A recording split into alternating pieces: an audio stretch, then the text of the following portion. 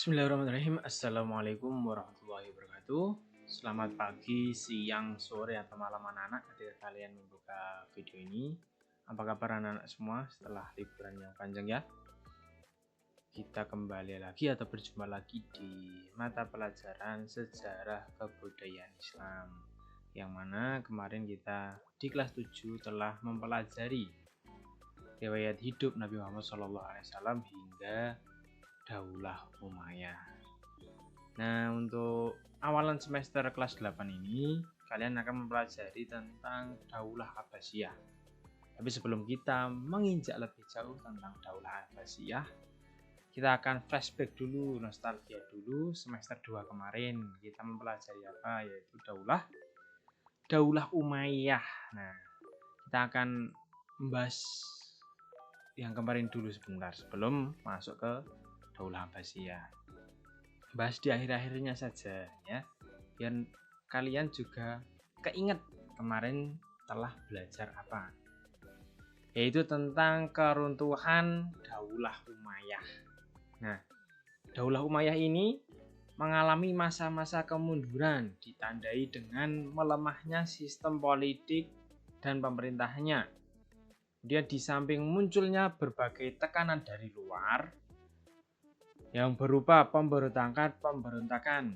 Setelah Khalifah Hisham bin Abdul Malik, para khalifah Bani Umayyah sangat lemah dan tidak bisa mengendalikan pemerintahan dan keamanannya. Di kalangan keluarga internal khalifah, sering terjadi pertikaian disebabkan perebutan kekuasaan mengenai siapa yang akan menduduki khalifah selanjutnya atau khalifah sesudahnya. Kurang lebih 7 tahun setelah kekhalifahan Hisham, penerusnya adalah Al-Walid II, Yazid III, Ibrahim dan Marwan bin Muhammad. Al-Walid memerintah kurang lebih 1 tahun 3 bulan. Selanjutnya digantikan oleh Yazid III yang hanya memerintah kurang lebih 16 bulan saja, berarti setahun lebih 4 bulan ya. Selanjutnya digantikan oleh Ibrahim bin Al-Walid bin Abdul Malik. Namun hanya berkuasa kurang lebih 3 bulan saja dan digantikan oleh Marwan. Selama masa kepemimpinannya, Khalifah Marwan disibukkan mengatasi berbagai pemberontakan sampai akhirnya ia tewas di medan perang. Di antara beberapa peristiwa yang mendorong kemunduran Bani Umayyah dapat diidentifikasikan sebagai berikut. Yang pertama, figur khalifah yang lemah.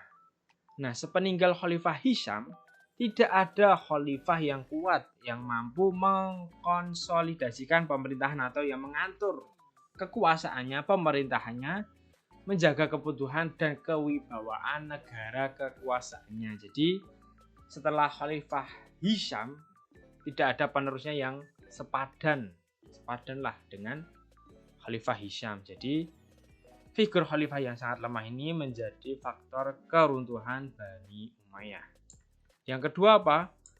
Yang kedua, tidak adanya ketentuan mekanisme pengangkatan khalifah menimbulkan terjadinya perebutan kekuasaan di kalangan anggota keluarga Bani Umayyah. Nah, seperti yang anak-anak tahu ya, khalifah Daulah Umayyah ini menggunakan sistem monarki, yaitu kerajaan yang mana kekuasaan selanjutnya akan dipimpin oleh keturunannya. Maka dari itu terjadilah perebutan kekuasaan. Misal sang raja mempunyai 3 anak. Nah, ini nanti penerusnya siapa? Harusnya kan anak pertama. Mungkin anak kedua, anak ketiga iri. Kenapa kok harus kakaknya? Nah, seperti itulah yang menyebabkan perebutan kekuasaan di dalam kerajaan tersebut, karena Daulah Umayyah menggunakan sistem monarki.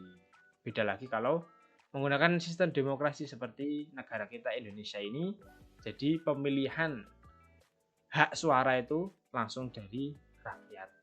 Itu yang kedua. Yang ketiga, pemindahan ibu kota dari Madinah ke Damaskus yang merupakan bekas ibu kota kerajaan Bizantium mengakibatkan gaya hidup mewah bangsawan Bizantium mulai memengaruhi dan ditiru keluarga Daulah Umayyah. Nah, ini kesalahannya dipindah dari Madinah ke Damaskus, padahal Damaskus ini merupakan bekas dari kerajaan Bizantium yang mana biasalah ya, di luar kerajaan Islam itu pasti kerajaan itu sangat mewah-mewah sekali. Nah, setelah dipindah ke Damaskus, gaya mewahnya ini katut ya, mulai terbawa di pemerintahan Daulah Umayyah ini. Maka dari itu para petinggi-petinggi Daulah Umayyah terhasut dengan gaya hidup mewah ini sehingga lupa untuk mengurus rakyat-rakyatnya. Jadi kalau manusia emang kalau udah ngerti uang, punya uang banyak ini ya tahu sendirilah ya. Imannya sangat diuji. Itu yang ketiga. Dan yang keempat, para ulama merasa kecewa. Kecewa terhadap apa? Terhadap para penguasa yang tidak memiliki integritas keagamaan dan politik yang sesuai dengan nilai-nilai syariat Islam. Ini faktor kenapa penyebab peruntuhan Daulah Umayyah ya ini, karena misal si Hisham ini tadi punya anak ya.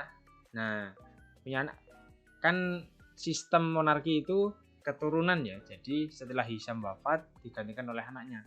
Sedangkan anaknya ini kadang belum menguasai atau tidak memiliki integritas keagamaan yang baik dan juga tidak memahami politik yang sangat mendalam. Jadi ini problem kenapa dapat menyebabkan kemunduran dari Daulah Umayyah ini.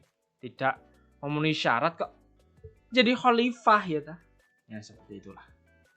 Itu yang keempat. Yang kelima, pertentangan keras yang sudah sejak lama terjadi antara suku Arab Utara yang disebut dengan Quraisy atau Mudariyah yang menempati Irak dengan Arab Selatan. Di Arab Utara terjadi pertentangan keras antara Arab Utara dan juga Arab Selatan. Nah, Arab Utara ini disebut dengan Arab Quraisy atau Mudariyah dan Arab Selatan disebut dengan Yamani atau Himyariyah. Karena para khalifah berpihak pada suku Arab Yamani. Jadi menyebabkan suku Arab Utara ini iri. Nah, harusnya seorang pemimpin harus mengayomi seluruh rakyatnya, baik itu utara, selatan, lor, kidul, dan kulon ya. Harus diayomi, nggak boleh salah satu aja. Tuh dapat menyebabkan kesenjangan. Dan yang terakhir, faktor terakhir apa? Ketidakpuasan sejumlah pemeluk Islam non-Arab, yakni pendatang baru dari bangsa-bangsa yang dikalahkan yang disebut Mawali. Mereka bersama-sama bangsa Arab mengalami beratnya peperangan, tetapi diperlakukan sebagai masyarakat kelas 2. Golongan non-Arab, terutama di Irak dan wilayah bagian timur lainnya, merasa tidak puas. Nah, ini karena status Mawali menggambarkan inferioritas ditambah dengan keangkuhan bangsa Arab yang diperlihatkan pada masa Bani Umayyah. Ini menyebabkan faktor keruntuhan Daulah Umayyah. Ya itu aja. Saya tak sebutkan, ada banyak sekali, kurang lebih ada berapa ini? 9 pas 10 ya. Itu aja. Ada berapa tadi? Lupa ngitung ya. Kemudian keruntuhan Daulah Bani Umayyah benar-benar terjadi dengan kemenangan pasukan Abul Abbas yang didukung oleh pasukan Muslim Abu Muslim Al-Khurasani dalam pertempuran Zabhulu melawan pasukan Khalifah Marwan pada tahun 748 Masehi. Kekalahan ini menjadi akhir dari kekuasaan Daulah Bani Umayyah dan menjadi awal berdirinya Daulah Bani Abbasiyah mulai tahun 750 Masehi hingga 1258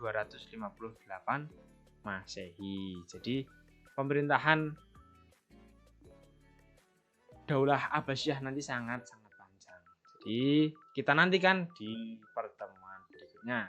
Semoga nostalgia ini atau flashback sebentar ini mengingatkan kita di semester lalu ya, untuk prepare lah, bersemangat di pertemuan berikutnya di kelas 8 ini. Ya, terima kasih.